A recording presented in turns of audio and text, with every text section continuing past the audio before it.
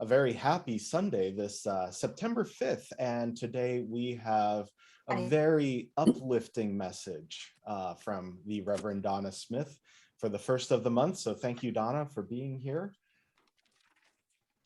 And I think I didn't get a cue going because there's just people flowing in like crazy, which is awesome. But maybe so we could have some hands of who wants to go first. I'm thinking JC. There we go. I knew it.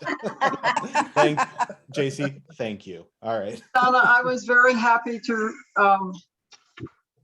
hear about the Transforming Stress book. And I remember sitting somewhere in Portland in a hotel arena, watching these people show us how when a person was put under the stress of answering questions properly at a microphone, and then they hooked up that thing to their heart and they listened, and we all heard the heart, ba-da-bum, ba-da-bum, and he changed his heart rhythm and he smiled and answered every question with no stress. And so I remember that demonstration using what they had to show us what they were trying to say, which is what they've obviously pulled together in this book. So it was a fun thing for me to hear that and remember. And I realized Jim was there with me, and I'm wondering, why did that ever happen? But anyway, it was fun. And I enjoyed what you said. Thank you. And I was actually with it was a Unity convention, and a Unity minister is very much involved with heart math. And he brought the monitor that I talked about that you could wear, and you could see your heart and its patterns immediately while you're wearing it. It's a small unit. And so he passed that around. Everybody was playing with it, and it was amazing. Right. It was just amazing to watch your heart, and you could actually change it, by thinking something, that really made you mad, or thinking something that made you really happy, and you could just see it right there. It changes that fast. And that's what is so powerful, is it can change that fast. So the proof is we do set how we see what happens. We don't set what happens, but we do set how we see it. And we've got to get over ourselves if we don't always understand that. How we see something is how we heart it. Yes. I'm giving a sermon at Florence in a couple of weeks and on possibilities. And one of my examples is in there is somebody stole money from you, okay? And your consciousness level is in anger, okay? Your perception of that is going to be throw them in jail, throw away the key, okay? They violated me, they took my money. Can you imagine what the heart monitor would tell you there, okay?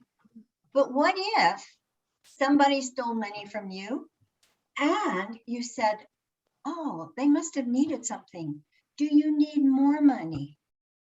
Can you imagine the difference in what your heart would be saying to you and showing you if you were wearing that monitor? This is all about consciousness levels, which is the perception part. And we have the power to choose. That is our power. And I think that's just, I think it's amazing, just amazing that we have that power. But yeah, it's all about our perception. I'll shut up, Michael, but I have a whole lot more to say. Hey, I don't see anybody else chomping at the bit, so, Well, I'm reading this other book, which you know about already, The Art of Possibility. And the last task, the last thing to learn is when the situation happens, like somebody steals money, somebody in the car behind you runs into you, is to to form your vision of what happened, I am the board, like the game board with the squares on it. I am the board on which this has happened. How can that be? Not, I didn't do it. I'm not one of the pieces. I'm just the board. How can that be?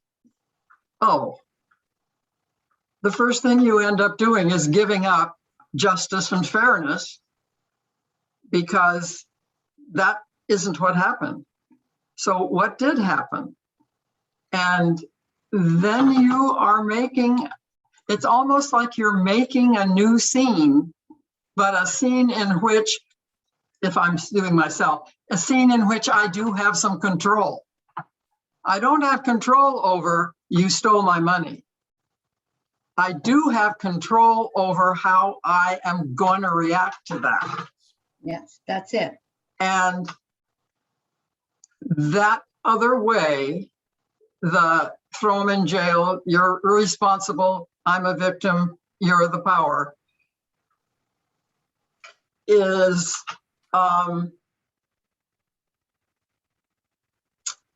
called measurement. You're measuring, the relationship is one of measurement. You did this that much, and I'm doing this that much. So anyway, as I say, Yeah. I'm kind of full up of how things are coming together today. Yeah. People say I'm full of other stuff, but you know. I've kind of been told that too. Right. Look, Hey, Joanne. I don't know, Donna, did you have an Well, additional I was just response? going to add to that, how you look at something is kind of like what I was saying before, is really a function of your consciousness level. I know you hear me talk a lot about raising our consciousness. I truly believe that is the answer, because there's going to, when you get to a consciousness of compassion and love, you're going to see everything differently than if you're in a consciousness of anger. We're seeing a lot of consciousness of anger right now. And so we're seeing the actions coming from that consciousness. And so how do we change that? How do we get to a higher consciousness? Well, first we do it with ourselves. We have to do it with ourselves. We can't expect others to change if we're not going to change. And so that's when you will see things differently. And you will see with compassion instead of, the anger and we have a tendency to think that we deserve things, that, we own things. In reality, we don't own anything, because it's not going to be here when we leave. I mean, we can't take it with us when we leave. Right. But while we're here, we think this is mine, and don't you dare violate me. But personally, I don't think we have a right to do that. I think we have a right, though, and a need, and actually, well, I won't say that, but a need to take care of each other. That's where we will raise our consciousness. And then if somebody's stealing something from us, we're going to say, wait, what do you need? What's happening here? Instead of throw them in prison, and that's what's going to help us. And when you get to those higher levels of consciousness, where your heart is embraced with love, your stress is a lot less than if you're sitting there in anger, which I'm sure you all can see. That stress is killing us, and it's just rising and rising and rising. And that's why I felt a need to do this sermon, because we've got to stop it.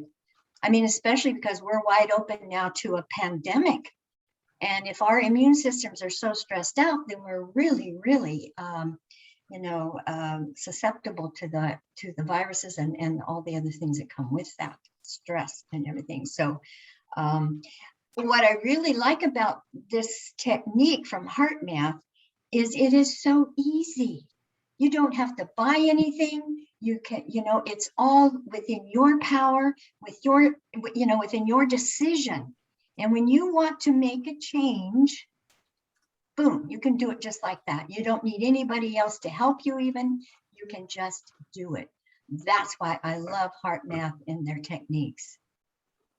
Yeah. I guess I've talked long enough, Michael. No, that's okay. I was going to hop on my organ back there because you were preaching, Yeah, sorry about that. Everybody see that?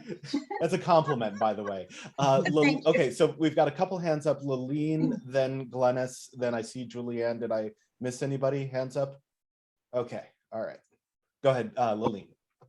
Mine's real brief, Donna. When you were talking about the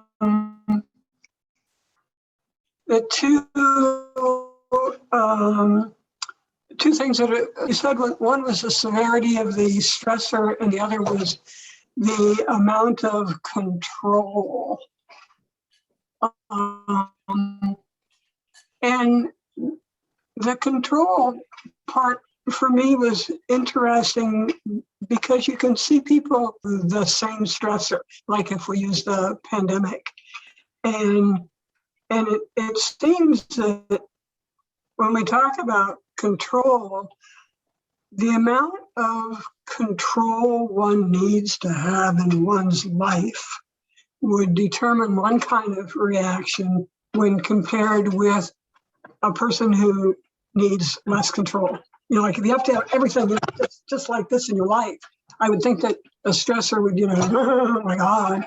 But if one's life is full and having something out of balance simply opens one up to, gee, what are my options? What could I do? I think your words were, what are my options for action forward?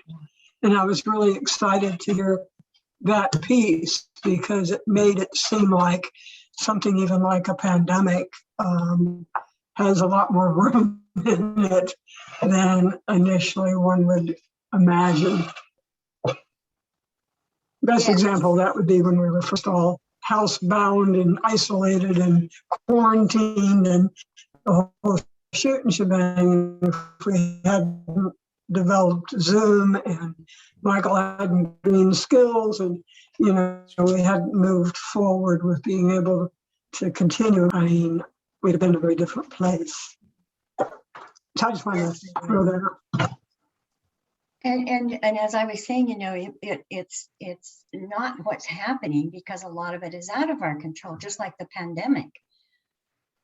However, I have seen people are so afraid that they've locked themselves in their house and they have required all of their friends to do something a certain way and this and that. They're so afraid. Instead of saying, okay, this is happening. What am I going to do? Like you were saying, Laleen, okay, what are my choices here? And people that are really in deep fear, now there's nothing wrong with fear. It tells you something's going on that you need to address. That's, I'm not saying that, controlled by the fear are not rational and they make decisions that may not be to their highest good. So if you enter a fearful arena, just like the pandemic, this COVID thing, then it's really important to then know, what are my options? What can I do to, number one, protect myself, to protect others, and to help with finding a solution. Your stress in your heart is just going crazy if that's the case. But if you can say, okay, things are out of control, but I can do things to help me feel more in control, then your stress level will go down, as I was saying in the sermon, because there is that sense of loss of control that brings this, that pumps up that stress. So just to be able to take a deep breath, and say, okay, what are my options? Now, your options might be to stay inside and do nothing, but you're bringing an option in and a decision based on your ability to look and see what's there instead of just running wild with fear. So you see the difference? Your decision might be the same, and that's fine. How did you come to that decision is very important as far as helping with your stress level and keeping your health. you know, because stress is, like I said, it's a killer, and there's so much of it right now. I'm actually concerned for humanity, but Thank you. Yeah. yes. Yeah. Yeah. Okay. Glennis. Well, the very day after we did the recording, so this was all on the top of my mind still, I followed my own suggestion and contacted a few people that don't necessarily participate in these. They might be watching later, but they're kind of disconnected. And one of them, and I'm not going to, of course, I'm not going to name who, told me that she had been very depressed because of the being locked, more or less shut in and not being able to get out and do things. We went out and had lunch that day, and I told her to watch your sermon. And I explained a little bit about how to do that heart meditation thing that we did. And she said later in the visit, I'm going to go home and start making phone calls to other people in the congregation. And that was actually a proactive thing that she was starting to think about doing, instead of being, because you can't just say, well, snap out of it. It's not, you can't, absolutely not. But kind of learning to be proactive about it does help a lot. And I think that we'll find that she's going to start reaching out more. Good. Yeah. And so that is exactly what you've been talking about at work. Yes. Yeah. We need each other. Yeah. So doing those kind of things is going to help us feel loved, feel taking back some of our power. Our stress is going to go down. We're going to find solutions. I mean, yeah, to me, it's just so simple. It might not be real easy to do it at first, but like I say, I've been with heart math for a long time, and I use it a lot, especially in this day and age. But it gets really easy. It's like in a minute, I can be right where I want to be. I can feel the change in my body, and I look at things differently. And it can spread in this way. Mm-hmm. So that was actually my bigger point, was that now she's taking that and moving out with it. And I think that's amazing.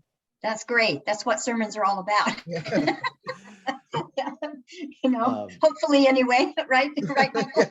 Yeah. Julianne was next. I just wanted to mention, I also have been a follower of heart math for many years. And in one of the lectures I listened to, and it may be in one of the books, but I don't have all the books. It was an observation that a coherent heart can bring another into coherence. So if you're having a conversation, a live conversation with someone who is out of coherence, if you are coherent, just without even being conscious, either party being conscious of it, your heart can bring the other into coherence. It's a very powerful technique. Yes, because they've shown that, that electromagnetic field of the heart extends out. They say in their research 10 feet, but they suspect it's even farther. Yes. So you can imagine if you're encircling your friends who may be upset with that kind of energy, it has to help. It has to help because it's energy. So yeah, it's very powerful. Thanks, Jillian. Yeah. Well, there's Larry. Hi, Larry. Larry's joined us. One thing that I wanted to bring up in the conversation is most of the examples that we've been giving of how you have a choice to react has been somebody doing something malicious to you, like stealing from you or, something of the like. But somebody might have to do something that's best for themselves that might be an inconvenience for you, right? It has nothing to do with you. So I'll give you an example of this, Donna.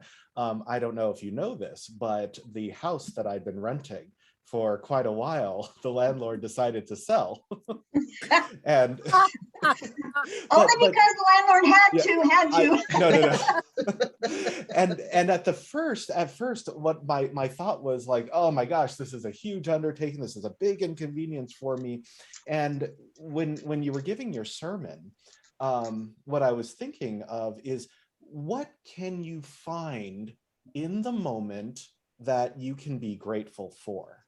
You know, so not only can I be grateful for the fact that I had a great landlord for many, many years in a house that I enjoyed very much, but more importantly than that, now that I'm living in town, I ordered a bike.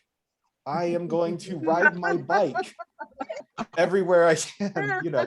So there are things that we can appreciate in the midst of any situation. Yes.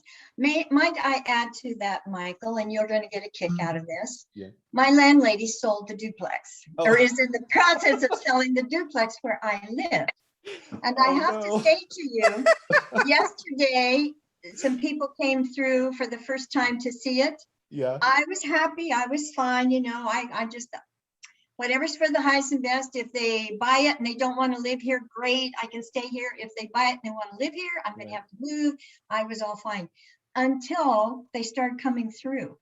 Yeah. Last night, I had to go to my heart and remind myself that everything's going to be for the highest and best. So I'm probably going through a process maybe that you went through, similar anyway, if I have to move, am I going to find a place? You know, it's so hard to find. I mean, I went through that whole thing, but I swear on a stack of Bibles, I went through this process I've been talking about. And this morning I woke up, it's all going to be just fine. I went through that process, went back to my heart intelligence, and yeah, it's going to be fine, whatever it is. It's going to be this or something better, you know. And just like I have a bike, but I keep falling off of it. So you want to buy mine? Well, I already ordered one, but I should have asked you first. Yeah. For me, I think. Yeah. Well, Larry's joined us, but JC had something to say, and then Larry, I think you had your hand up. Yeah. Okay. Go ahead, JC. Where's JC? Well, I went back and found my book about the heart-mind matrix, and I'm looking at what did I underline then when I read it. And I'm just laughing, because what this says is that because we loop from emotional to other things, head trips, things like that, we can actually learn to deal with other possibility.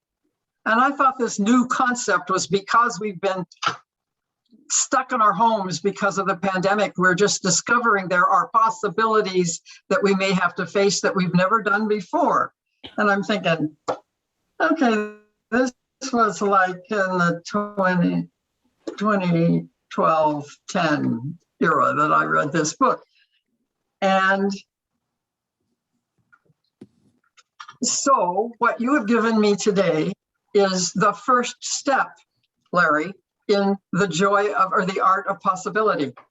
By breathing into my heart consciously, I'm saying, wake up, wake up. And we've been saying all along, we have to come from heart now. How do we get rid of judgment and come from heart? Well, you do it by breathing through your heart, saying, hello, I want you to be in charge with your 500,000 whatever better than the brain thing, all of that, which I accept completely. And it's called goodbye, go to sleep. Now, what was that?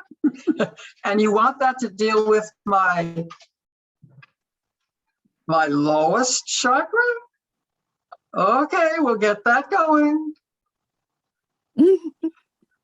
And then the art of possibility sounds completely doable. Yes. Yeah. And why did I spend so much time bitching and complaining about the negatives? all that did was have me bitch and complain about the negatives and start walking around the house instead of listening to anything about it on the TV. So anyway, Can make it it's up. been a wonderful day for me. Well, possibilities, like I said, I'm going to give a sermon on it in a couple of weeks, but we only have possibilities. Think Yeah. about that. Who That's thought- all we have. And what is really interesting is it's all out there in what Deepak Chopra says is quantum soup. But what's really great is we can reach out there and get any of it that we want. And I love that. I love that. Yeah. Larry was next. So Donna, I was thinking about your situation with people, you know, coming through your house. What you really needed is my younger son when he was young. He would follow, and we were selling our house, and realtors bringing people through. He would follow them around and say, "Look, that's where there used to be a leak in the roof." And my dad fixed it. And look, this is where the plumbing was squirting water all over the place. Look, you can barely tell that it's been fixed. And I grab him by the head and go, "We're going on a long walk, son." So from then on, but hey, so if you never know when you're gonna move. I always tell Cheryl, I used to, you know, we see homeless people. Oh my goodness, what would it take for any of us to be in that situation? Mhm. Yep. Well, quite a lot sometimes, but you know, still, I mean, stuff can happen, and you never know what's going to bring. And then you could be in that person's situation, and you're looking, going, "How does this happen to me?" Go, "Oh, good. I don't have to work because I don't have a place to live. Isn't that great?" Anyways, That's one of the possibilities. not mine, but It's funny that you talked about your son because they were here yesterday and I opened up my cupboards, which have those drawers that come out like that. And oh, isn't that great? And then later I said, why did I do that? Matter, you know. So yeah. Yeah. And those of us who have been to Donna's home, that's a nice space. So It's Beautiful. great. Yeah. Yeah. Okay, let's see who wants to go next. Oh, go ahead, Kim. I better go before my internet goes again. Yeah, there you go. Well, I thought it was good that you said that we have the right to our own opinions, no matter what anyone else says in the world. And so not fret about it. So I thought, okay, cool. Now, the other thing was when you were talking about being stressed out and how kids tend to not get rid of anger very well, I'll have to disagree on that because there's a lot of kids who get very angry. Oh, Oh no. Uh-oh. So yeah, Kim, if you're listening, I know what you're saying. Yeah. Yes, I do know what you're saying because they're under a lot of stress today too because of the parents being under stress. So I do understand what you're saying. But if they're not in stress and they're just playing, they have a tendency to let things go. And that's what we want to get back to. Yeah. I hope you come back, Kim. I want to hear what you have to say. We'll let her pick up, but yeah, I think, and also, you know, just to put a point on that, is kids can be very exuberant in how they express themselves, but usually once it's over, you know. But you know, Donna, another thing that I was thinking when you were talking about like the heart math stuff was all of the research that's been done in gastro bypass surgery, that part of the weight loss process is like not only in shortening the digestive tract, but more importantly, like the severing of the nerves, because there's like that second brain that's in your gut, you know. So the more that we understand about like neuropsychology or you know, our nervous system, it's like the idea that you have one brain is not really the case, you know. And we've been using terms like I feel it in my heart, I feel it in my gut for generations before we ever really knew that there were nerve centers in the gut and in the heart. So this idea that like you can feel something deep down is actually very literal. Mhm. Yes, and HeartMath has also said in their research that, they say that the heart has a brain because it's the same neurons that the Mhm. brain has. Well, they're finding those same neurons in other parts of the body. Mhm. Yeah, so that's right. It's like when you feel it in your gut, because those neurons are there. And the heart helps. If the heart is balanced, then it helps balance the rest of the whole body, Mhm. because it's because of that connection. That's what they say in HeartMath. So yes, that's very true. Here's Kim again. Yeah, Kim's back. So Kim, you cut out right when you were talking about kids expressing anger. So right now you're muted. Let me ask you to unmute. Oh no. Oh, there she is. There we go.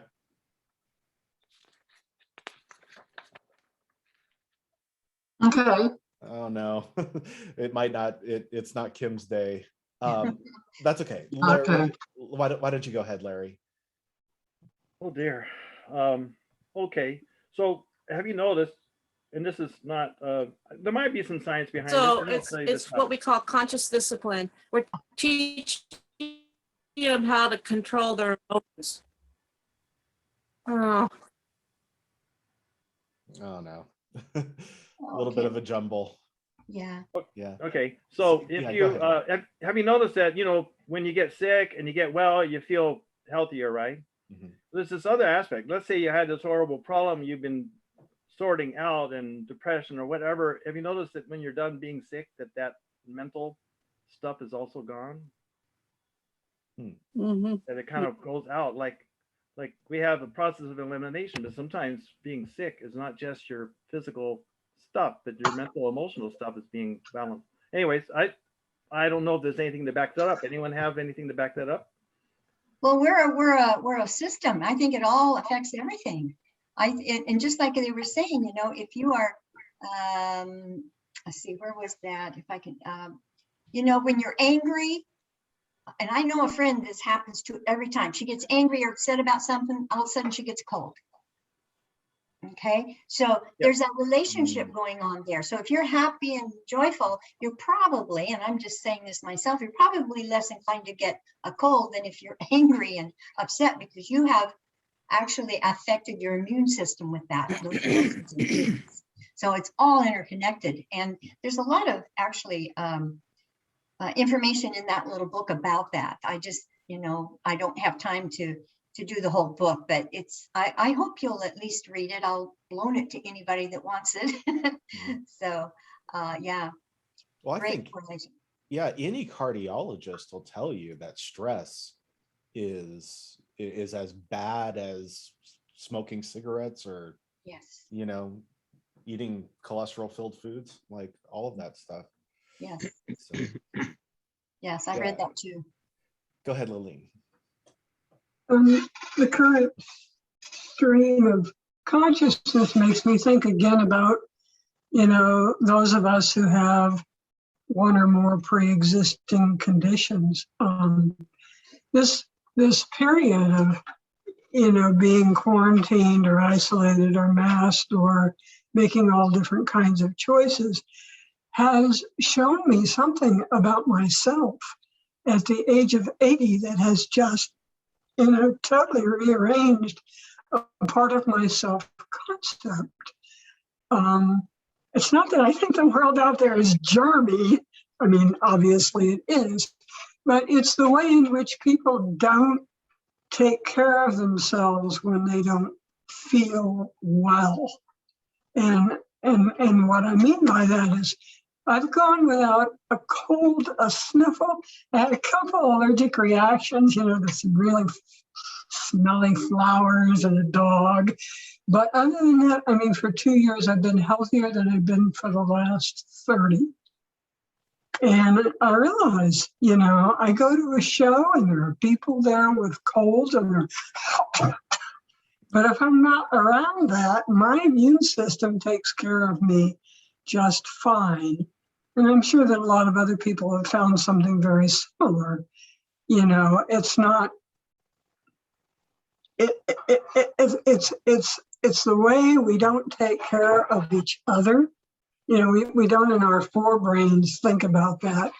And it's only been like the last, I don't know, maybe 3 or 5 years where we've even adopted the habit of coughing into your elbow, rather than just coughing out into the world.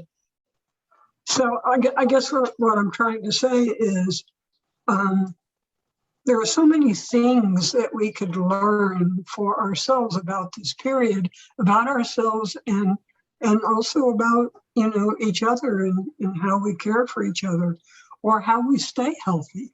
Like we talked bucket list. I know Donna recently did something really amazing, and she and I were talking. And I started a bucket list when I was like 5 years old, and it's been never ending, and it's still got all kinds of things on it.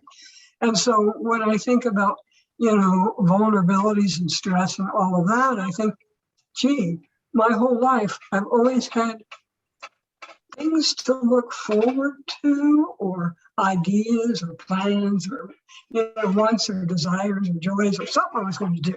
I mean, it's always got something on it. And I think that's incredibly important also in terms of how we handle the stressors or the pandemics or whatever else it is that comes into our life.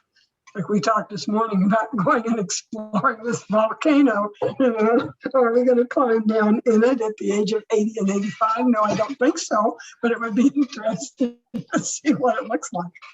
It's an article in the paper if you haven't read your paper yet. And I think so anyway, I don't know if you want to comment. A lot of us, have all these possibilities and we can see them. There are people who are maybe the homeless, who are sick, who are whatever, that aren't really seeing possibilities. And I see that as our opportunity to help and help them begin to see opportunities and possibilities again. Because you're right, the things that keep us going is, oh, this is ahead of us. Oh, great, and it really does help. But if you don't have anything ahead of you except what you can see as misery, yeah, that's where we need to help each other. Yeah, JC. Back to me.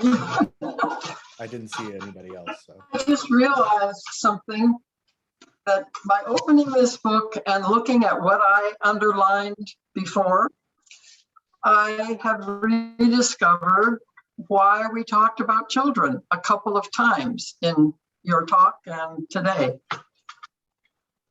Children play. They don't compete. Left to their own devices, they play. And play is us being heart spiritually alive. And I remember that I came to believe this back when I did this heart math thing. And I know that somewhere in my books, there is a book, the title of which is Play. And it is one of my philosophers writing about how play is our most innate and heartfelt state. So for us to say, this is the situation. Let me play with it. Let me think of possibilities that don't seem possible. What would I have to move so that I could see it as something I can play with? And usually that means get around so the light isn't shining straight in your face, but is behind you so that you can actually see, oh, we got human beings here. We got anger. We got fear. We got these things. What does love do? And I had a really good experience at this by being a mother, punishing something into your kid. You have to love it into them. So those are just thoughts from the 85-year-old who was trying to remember what it is she learned all this time.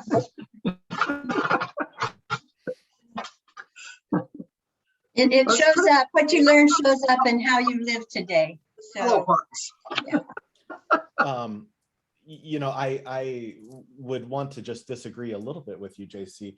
I think that kids are naturally competitive, but it's a more friendly competition, where they compete to learn about themselves. And for anybody who's interested, if you have the time, if I could just share this with you real quick. This is an excerpt of Jordan Peterson's lecture about what we can learn about human behavior from rats and how rats play with each other. So if you search on YouTube, Jordan Peterson, Rats Are Social Animals, you'll get this video. It's only 7 minutes long, but it's unbelievably enlightening. Hmm. So Great, thank you. go for it, Larry. I think it was last year I was reading about rats and they laugh. Well, not like we do, but it's a high squeak thing. And they do it more when they're being tickled than they do it, especially when they're interacting with humans. Right. The rats are laughing at it. I don't know how to take this. Yeah. Yeah. Well, I was going to share with you that in the Way of Mastery, which is kind of like my Bible now, and it describes us as body minds walking on this planet, singing, dancing, playing, and creating the good, the holy, and the beautiful. And that's how I want to envision all of us, because it would be a much higher consciousness and we'd be having fun, more fun playing. And so that's, yeah. But fun has a very low regard in our culture. You didn't have to fight for it. You didn't have to sacrifice for it. You didn't have to show your strength. You didn't have to stand up for yourself. But I don't do those things well anyway. I'd rather do what you just said. Well, and that paradigm is changing. That's why we're in the chaos that we're in. Yes, right. It's a paradigm that's changing that always brings the chaos with it. So this is where our resilience really comes in. If we can move through this chaos, we're going to come into a higher paradigm. That's the way it works. And so that's what keeps, I guess, that's what helps me keep my positive attitude, because sometimes it's hard to do that. Let's put it that way. It's hard to do that with what's happening. I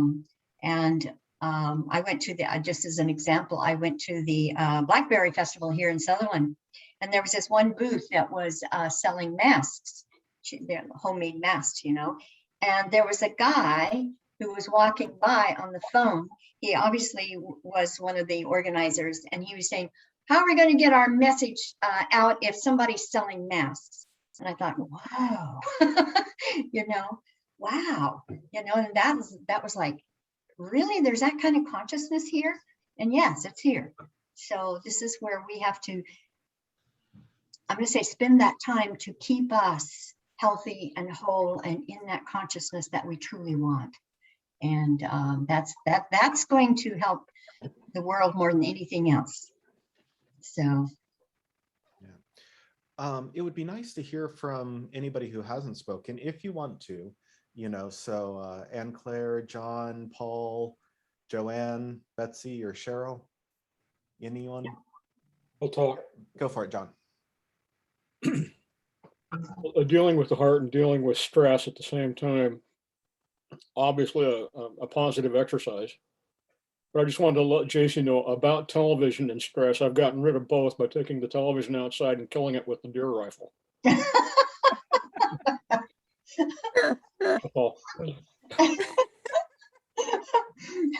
You could have used that TV for DVDs. You didn't have to be on. But I get it though. I totally get it. When I was clearing out stuff from the house of stuff I didn't need and stuff I couldn't donate, there was a peculiar satisfaction of watching it crash into the dumpster. Yeah. I know. Yep. Yes. So what do we think? Crickets. Yeah, go for it, Martha. I listened to your message, Donna, and I always love hearing you. It's still hard for me. Not that I understand it cognitively, but it's still hard for me to actually do the process. Now, that might seem strange for people who know me, but it is still, I think sometimes my stress and my worry about everything that isn't done yet, or things that I want to get done, takes precedence over my existence. And Julianne is wiggling her fingers at me. I can tell. Yes, yeah. But that's what happens to me because I see a broader picture always. And I see where I'm not going, or where we collectively, the collective we is not going. And that's hard for me. Mhm. So, It's hard to go there if we're worried. excuse me, say, whoever said that, what? I said it's hard to go there if we're worried. Yeah, that's, I guess, I think that's it. Thank you. Donna, it looks like you had something to say, then we'll. Well, I hop was over going to say, to- and that's why this process will help you with Yeah. that. I mean, you're not alone, Martha. Just like Yeah. I fell out last night when these people were going through the house, you know? I'm Yeah, on the wagon all the time. Oh God, you know, I can't stay there all the time, but I have a tool that will help me. And that's really important, because otherwise, if we don't have something to help us, then we're just allowing the world to just beat us up, you know? And Yeah. that's, Oh, I got that. yeah. And I'm reminded, and I think I actually shared this last time I talked, I can't remember what I do sometimes, but the Abraham quote, you know, we didn't come forth to get things done. We came forth to dream and move towards our dreams. I love that quote. I really do. And it really stops me sometimes from getting way out of line about, you know, and getting stressed out about not getting something done or the way things are. But yeah, you're not alone, Martha. This is a journey. It's not like, oh, you're going to do this wonderful heart math technique once, and then you're going to be in control of everything. And blah, No. blah. Oh, I know that. No, it's a journey, but the journey gets easier if you take the time to use these tools. And this is just one tool, but I love this tool because it's easy, doesn't cost a thing. Okay, it can't hurt you in any way, and so that's why I really love this. Really love this, and it's easy to teach even to children. You know, Kim was saying, you know, that our children are really stressed out too. And I agree, Kim, because their parents are stressed out, and they, you know, they look to their parents for guidance and how to behave and everything. So that's why we have to address it. But we can help our children with the same thing, and they could do it. They can do the same thing. And a child can say, you know, think of something that you appreciate or love. You know, it might be their puppy. They have things that they love too. So it's even an easy process for children. And that's why I love it so much. So we have Julianne, and then Lurley, and then Larry. Martha, I have some small insight into your reaction. And Just some, I imagine. Just some, yeah. And to the extent that I never ever experienced mentally being a child. Okay, you know, I was always an adult. But what cured me of that was Mama Cat and her 9 babies. Oh yeah. And I am surrounded literally day and night by 9 wonderful, purring, fun creatures that thought I was, you know, the goddess. And you can't help, literally, I knew at the time that I was experiencing this connection being made, and it was just love on both sides of the equation. And it was a training for me because I had never, ever spent that many hours, 24 hours a day, in that feeling state. And it was so much more pleasant than being in my head all the time. And it was a wonderful revelation. And so now I simply won't be without that experience around me. And the second thing Joanne, I know, can relate to is that find a craft, find a silly craft, finger painting. Let's all have a finger painting session so you can connect with the child in yourself. Stop being an adult now, Martha.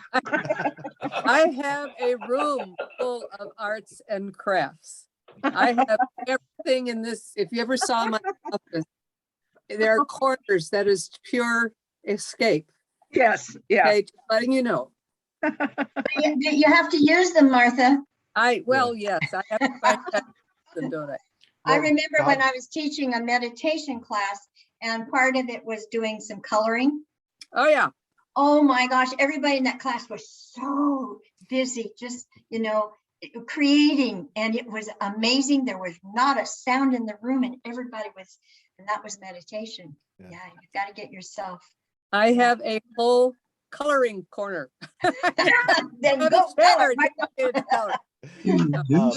I have everything, Donna. It's just a matter of making time and doing it. Yeah. Well, God willing, when we're all back together and Lucy can do her crafternoons, and maybe we can do some of that stuff. We are running a little short on time, so we'll do Lurley and then Larry, and I think that will probably do us for today. Yeah, wow, time flies when you're having fun. Actually, I have very little to say. I just wanted to say that I can relate to Martha. I try, and I've tried for the last 50, 60 years to meditate. And I take in the deep breaths and I let it out, and I proceed and I daydream or I go to sleep. I have no meditation skills whatsoever. So it's really hard. I just, that's all I was. Lurley, there are many ways to meditate. So if you want to talk with me, I can give you some ways that are really fun. Okay. Okay. Because a lot of people have trouble just sitting and trying to be quiet. Okay. Well, it's trying to make your mind go blank. I'll go into the deep breathing and all that, and then I'll sit there and make out my grocery list. I just, yeah. I understand. Larry. So join a meditation group where the goal is to fall asleep. And then you'll be right on target. Oh. So, I'd like to know that. My own. Yeah, as long as you don't start snoring. Oh, yeah. So Donna, this is to you. You have a tool you didn't mention yet, although you've been teaching it to us the whole time we've been talking with us. This is a tool you use constantly, and that's laughter. You laugh more often than anyone I know anywhere. I know you're probably looking at my face. That's what I'm thinking, But smiling and laughter, isn't that really one of those things that really just sets? It just chases all that other stuff away. It does. It's very, very important. Yes. Very important. Thanks, Larry. Yeah, well, that's a good thought to end on, and so on the subject of being joyful and being grateful, right? Maybe you can send us with a parting thought, Donna. Okay. Every morning, the first thing I do every morning is I wake up and I start giving thanks to the universe for this, for that, for the people in my life. I do that every morning, and it starts my day out with just joy. And I really believe that habit that I have created is one of the reasons why I can laugh and have fun at such depth. And I truly love to have fun. I have adventures. And that's what I call my life, is an adventure. And it truly helps me to stay in that gratitude. consciousness. And I also think it has helped me stay healthy and whole. And it's helped me, living alone. I'm still happy and whole. I love being alone. I love being with people because I have so much gratitude for all of it. So it has helped me a lot. And I've had some things I've gone through that could have destroyed me, but they did not. And so I guess I strongly recommend that when you start thinking about what you do have, what you don't have kind of just fades away. It just fades away because then you realize how much you really do have. You have life, for heaven's sakes. That is the biggest gift ever. You have life. So that's what helps me every day. Well put. Well, that was a really wonderful hour. Thank you, Donna. Yes. And thank you everybody for a great conversation. We will look forward to doing this again next week. Thank you, Michael, for being our leader. Right. Anytime. Bye, everybody. I love you all. Take care all. Bye-bye.